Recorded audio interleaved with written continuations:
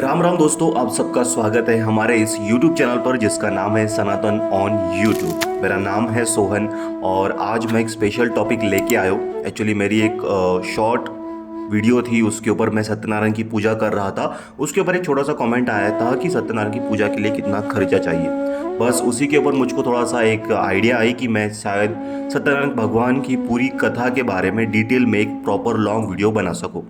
उसी के रिलेटेड ये वीडियो बना रहा हूँ। आज मैं हम कवर करेंगे सत्यनारायण की पूजा कैसे होती है, क्या क्या सामग्री चाहिए, कितना खर्चा आएगा, किन चीज़ों का ध्यान रखना चाहिए, कैसे पूजा करते हैं, कब करनी है और क्या क्या उसमें चीज़ें होती है।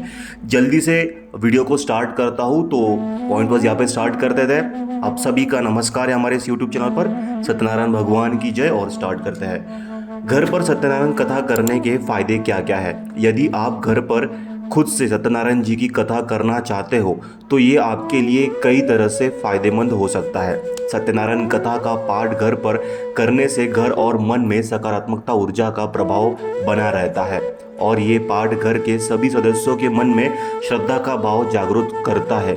लेकिन इस कथा के लिए आपको कुछ नियम का पालन जरूर करना चाहिए जिससे भगवान विष्णु की पूर्ण कृपा दृष्टि आपके ऊपर, आपके परिवार के ऊपर सदैव बनी रहे। भगवान सत्यनारायण कथा करने के लिए जो पूजा सामग्री है वो क्या क्या लगने वाली है, मैं यहाँ पे अभी डिटेल में बताने वाला हूँ। सबसे पहले हमें ठाकुर जी की एक प्रतिमा चाहिए, मूर्ति, या फिर नहीं तो शालिग्राम की मूर्ति भी चल जाएगी, शालिग्राम चल जाएगा। लकड़ी का चौका होता है जिसे चौरंग भी कहते हैं। कलश के लिए एक छोटा सा लोटा चाहिए। आम या अशोका के 5 पत्ते चाहिए जो कलश में रखने होंगे। केले के पत्ते या फिर केले के जो फांदी होती है, डांडिया, वो चाहिए। बांस की एक छोटी सी पत्ती चाहिए या फिर डांडी चाहिए। गाय का गोबर हमें लगेगा। चौकी पर बिछाने के लिए लाल या पीला कपड़ा, वस्त्र यहाँ पे लगेगा। आम की लकड़ियाँ लगेगी होम हवन करने के लिए। फूल की माला एवं फूल लगेंगे। गंगा जल हमें चाहिए। दूध, शहद, दही चाहिए हमें। दुर्वा चाहिए होगा जो गणेश जी को बहाते हैं। तुलसी के पत्र चाहिए हमें। घी, रुई की बत्ती चाहिए। 5 मेवा चलेगा, ड्राई फ्रूट जिसे कहते हैं। लाल चंदन, पीला चंदन एवं सिंदूर भी हमें चाहिए। हल्दी चाहिए। लौंग, इलायची भी चाहिए जो भगवान को चढ़ाई जाती है। 5 आपको फल ले लेना है जो प्रसाद के रूप में चढ़ाना है। सुपारी हमें चाहिए जो भगवान की पूजा में इस्तेमाल होती है। उसके साथ ही शक्कर चाहिए मीठे में भोग लगाने के लिए। पान के पत्ते चाहिए जो वहाँ पे रखने पड़ते हैं पूजा सामग्री के लिए।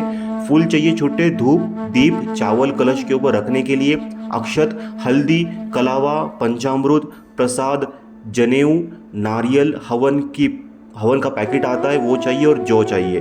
सत्यनारायण कथा का भोग कैसे बनाना है। भगवान श्री सत्यनारायण कथा में प्रसाद के लिए गेहूं की पंजरी का प्रयोग किया जाता है। पंजरी बनाने के लिए सबसे पहले गेहूं के आटे को घी में भूनते हुए फिर उसमें गुड़ या चीनी मिलाकर उसकी रोटियां बनाई जाती है। जैसे महाराष्ट्र में पुरन पोली कहते हैं, फिर गुड़ की पोली भी कहा जाता है, वो आप बना सकते हैं। सत्यनारायण भगवान की पूजा कौन कौन कर सकता है। सत्यनारायण भगवान की पूजा कोई भी कर सकता है। आप ब्राह्मण को बुलाकर उनसे करवा सकते हो या फिर आप स्वयं खुद से भी कर सकते हो, कोई भी प्रॉब्लम नहीं है यहाँ पे। रिपीट कर देता हूँ, आप खुद भी सत्यनारायण भगवान की पूजा कर सकते हो। बहुत बड़ा बहुत इम्पोर्टेंट, मतलब करना इम्पोर्टेंट है बहुत, कोई किसी को बुला के करना इम्पोर्टेंट नहीं है, आप खुद से भी कर सकते हो। पूजा कैसे किस प्रकार रखना है, आपको सबसे पहले आपके जहाँ पे आप पूजा करने वाले याद रखना हमेशा ईस्ट या वेस्ट फेसिंग की तरफ ही आपको बैठना। भगवान को भी ईस्ट और वेस्ट फेसिंग को तरफ ही आपको ये जो पूजा है इसकी मांडनी करनी है, इसको बनाना है, रखना है। नीचे फर्श या फिर आप जिस जगह पर आप रखने वाले उसको प्रॉपरली साफ सफाई करिए, झाड़ू वगैरह लगा, पोछा लगा कर लीजिए। उसके नीचे रंगोली निकाल लेना है और रंगोली के ऊपर आपको वो जो चौकी थी, चौरंग जिसे कहते हैं, उसको रखना है। उसके ऊपर आपको वस्त्र रखना है। वस्त्र के ऊपर आपको स्वास्तिक निकाल लेना है। स्वास्तिक आपको गेहूं से या फिर आप चावल से स्वास्तिक बना ले सकते हो। उस चौकी के ऊपर जो कपड़ा रखा था उसके ऊपर, उसके अंदर आपको स्वास्तिक के अंदर आपको अलग अलग आप ड्राई फ्रूट्स रख सकते हो। जो हल्दी आती है, हल्दी की गांठी आती है, वो आप रख सकते हो। पिस्ता रख सकते हो। उसके ऊपर आपको कलश रखना है। उसके ऊपर आपको कलश रखना है। कलश के अंदर आपको या फिर आम के या अशोका के या फिर जो पूजा के पत्ते होते हैं खाने के, वो आप लगा के उसके ऊपर आपको एक थाली रखना है, छोटी सी प्लेट। उसके अंदर आपको पूरा जो राइस रहती है चावल को उसमें रखना है और उसके ऊपर भगवान शालिग्राम की या तो फिर भगवान श्री कृष्ण की प्रतिमा रखनी है। दोनों तरफ अलग अलग उसके बाजू में राइट और लेफ्ट साइड में एक एक नारियल रखना है आपको, और उस कलश के आजू बाजू ही आपको सामने 9 ग्रह की प्रतिमा बनानी है। 9 ग्रह की प्रतिमा आप कहीं भी गूगल सर्च करके देख सकते हो। हर एक अलग अलग जो धान्य होते हैं वो रखना है और उसके ऊपर एक एक सुपारी रखना है, और हर सुपारी के सामने जो हल्दी की गाठी आती है, खारीक आता है, फिर वो खोबरा आता है, वो सब आपको रखना है वहाँ पे, नारियल वगैरह, और वहाँ पे उसके उस तरह से रख देना है। उसके सामने ही आपको 5 तरह के पत्ते के बीड़े बनाने हैं, एक के ऊपर एक पत्ता, 2 पत्तों को रखना है। उसके ऊपर आपको एक सुपारी, हल्दी की गाठी, डेट्स और नारियल वगैरह रखकर उस तरीके से आपको वहाँ पे अक्षदा यानी कि जो राइस होते हैं, चावल, वो बिछा के उधर पूजा सामग्री स्टार्ट करनी है। हर एक पत्ते के ऊपर आपको एक एक फल रखना है, ऐसे 5 फल रखना है। आजू बाजू में आपको नारियल के अगर जो वाटी मिलती है कटोरी टाइप नारियल की, वो रख दी तो अच्छा रहेगा। कलश के पीछे जो चौरंग था, सबसे पहले चौरंग को चारों तरफ से जो केली के जो खांब आते हैं, केली के पत्तों के जो आते हैं पत्ते, वो बांध लेना है प्रॉपरली। और एंड जहाँ पे आपकी दीवार होगी या जहाँ पे वो पूजा रेस्ट हो रही होगी, वहाँ पे आप सत्यनारायण भगवान की फ़ोटो रख सकते हो। फ़ोटो को हार चढ़ा देना है, और इस प्रकार से ये पूरा सेटअप या फिर ये पूरी पूजा जो मांडनी होती है वो तैयार हो जाएगी। आपको अभी अलग सामग्री के लिए दीपक चाहिए, एक पंचामृत चाहिए। आप जो पूजा में लगने वाली जो सामग्री है वो आपको यहाँ पे लगने वाली है। दोनों तरफ आप साइड में दिया लगा सकते हो, धूप अगरबत्ती लगा सकते हो, और आपको अभी यहाँ पे पूजा का प्रारंभ करना होता है। पूजा स्टार्टिंग कैसे करनी होती है, बहुत ही आसान बात है, बड़ी कोई चीज़ नहीं है। अब मेन बात पे आते हैं। सत्यनारायण भगवान की जो कथा का भोग भी हमने वहाँ पे कर लिया टॉपिक पर। यार, परिवार की सुख समृद्धि और अच्छे स्वास्थ्य के लिए करें सत्यनारायण कथा, करनी चाहिए सत्यनारायण की कथा। सत्यनारायण की कथा यानी कि भगवान विष्णु जी की पूजा करने से सौभाग्य की प्राप्ति होती है। ऐसा माना जाता है कि इससे सभी कामनाओं की पूर्ति होती है। ऐसा माना जाता है कि इसका व्रत करने से भगवान विष्णु हमारे ऊपर कष्टों को हर लेते हैं। इसीलिए घर की शांति और सुख समृद्धि के लिए भगवान सत्यनारायण की पूजा विशेष लाभदायक होती है।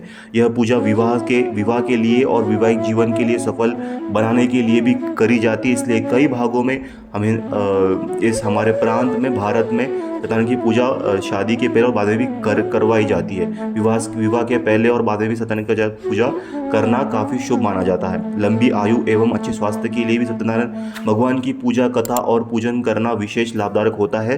सत्यनारायण भगवान की कथा सुनने के लिए परिवार के साथ साथ अन्य भक्तों को भी शामिल करना चाहिए। इससे जीवन में सुख समृद्धि आती है। इसके साथ ही आप जितने ज़्यादा लोगों में कथा का प्रसाद विवरण करेंगे उतना ही ज़्यादा लाभदायक होगा।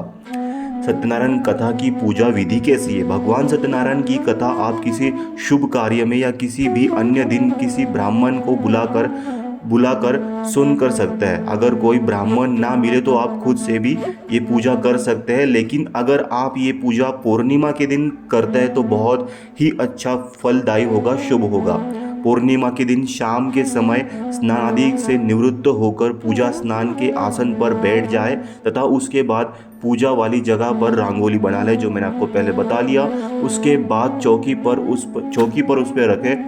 फिर चौकी के ऊपर केले का पत्ता रखे, उस पर वो शालिग्राम की भगवान रखे। मैंने जो पूरा बता दिया है। इस प्रकार से आपको पूरी पूजा को यहाँ पे स्टैंड करना है, उसे बना लेना है। उसके बाद आखिर में प्रॉपर सब रखने के बाद सबसे पहले आता शुद्धिकरण होता है। शुद्धिकरण के लिए सबसे पहले बाएं हाथ में जल लेकर दाहिने हाथ का अनामिका, माध्यमिक व अंगूठे से नीचे दिए हुए मंत्र पर आपको जाप करना है। मैं ये पूरी डिटेल मेरे पास PDF में अवेलेबल है, मैं आपको ये पूरा दे दूंगा। अगर किसी को चाहिए तो आप कमेंट में जाके मुझको मैसेज करना है। मैं नंबर भी वहाँ पे दे दिया है, मैं आपको सेंड कर दूंगा, आपको मिल जाएगा, आपको कोई प्रॉब्लम नहीं। पूरा विधि है, मंत्र विधि है।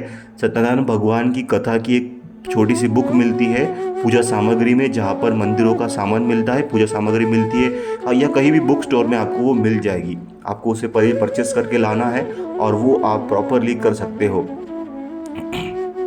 उसके आगे के कुछ पॉइंट्स है, जैसे सत्यनारायण भगवान के जो कथा होती है उसमें एक्चुअली 5 अध्याय होते हैं। 5 अध्याय खत्म होने के बाद आपको कुछ आरती करनी पड़ती है। भगवान सत्यनारायण की 5वां अध्याय खत्म होने के बाद आपको जो आरती होती है वो कॉमन ओम जय जगदीश हरे स्वामी जय जगदीश हरे की ये आरती होती है। उसके बाद आपको सत्यनारायण कथा किन किन अवसर पर कराई जाती है ये मैं आपको बताना चाहता हूँ। सत्यनारायण भगवान की जो कथा होती है वो बृहस्पतिवार यानी कि गुरुवार, हर महीने की पूर्णिमा तिथि या हर महीने की एकादशी तिथि पर करवाई जाती है। किसी का जन्मदिन होगा तो उस दिन करना बहुत अच्छा होगा बच्चे के जन्म पर। और कई मान्यता ये भी है कि शादी विवाह के शुभ अवसर पर अगर आपने किया तो अच्छा होता है, खास बात बताई गई है। उसके सत्यनारायण कथा में न करें ये गलतियां, बिल्कुल भी ये गलतियां नहीं करनी चाहिए जो मैं आपको बताने वाला हूँ आगे। सत्यनारायण भगवान की कथा के लिए वृद्ध ब्राह्मण का चयन हमेशा शास्त्रों में बताया गया है। जो ब्राह्मण श्रेष्ठ होते हैं, जिनको ज़्यादा विद्या है, उनका चयन करना अत्यंत आवश्यक होता है। अगर नहीं होता है तो आप खुद से भी पूजा कर सकते हो। इसीलिए इस कार्य को करने के लिए योग्य ब्राह्मण की चयन करना बहुत ज़रूरी बताया गया है। लेकिन नहीं मिले तो आप खुद से ये कर सकते हो। तामसिक चीज़ों का प्रयोग से बचना चाहिए। भगवान श्री सत्यनारायण की कथा में आप कभी भी किसी भी तामसिक चीज़ों का प्रयोग न करें और ना ही आप खुद उसे ग्रहण करें। उसके सत्यनारायण भगवान की पूजा करने के एक दिन पहले या उसके एक दिन बाद भी। 3 दिन जो सत्यनारायण भगवान की पूजा एक ही दिन होती है, लेकिन उसके पहले और दूसरे दिन हमेशा आपको ध्यान रखना चाहिए कि घर में कोई भी तामसिक चीज़ या नॉनवेज जैसे ये प्रकार मत लाइए, खाइए भी मत। भगवान सत्यनारायण की पूजा से पहले साफ सफाई की भी विशेष ध्यान रखना चाहिए। आपको अपने घर में जहाँ भी सत्यनारायण की भगवान कथा करवाने चाह रहे हो उस जगह पर आपको सुबह सुबह और पूजा से पहले पूजा स्थल पर कुछ स्वच्छ साफ सफाई करनी चाहिए। झाड़ू लगा के गंगा जल छिड़क कर उसको साफ सफाई कर लेनी चाहिए। और इवन आप आपके पूरे घर को भी साफ सफाई रखना बहुत इंपॉर्टेंट यहाँ पे बताया गया है, क्योंकि जहाँ पे स्वच्छता नहीं होती है वहाँ पे माता लक्ष्मी नहीं आएगी। और सत्यनारायण भगवान की पत्नी जो है वो माता महालक्ष्मी है। तो आपको अगर आपके घर में समृद्धि चाहिए तो ये सब चीज़ें ध्यान रखना चाहिए। पूजा में प्रयोग की जाने वाली सभी सामग्री को स्वच्छ से धोकर साफ करके ही प्रयोग करें।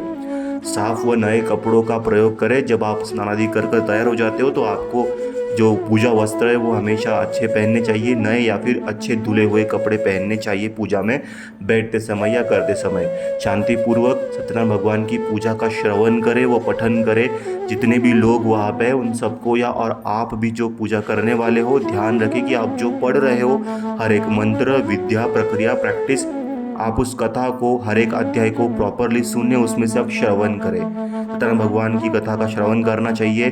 कथा के दिन सात्विक भोजन हमेशा करना चाहिए। जिस दिन कथा है उस दिन हमेशा सात्विक भोजन करना चाहिए।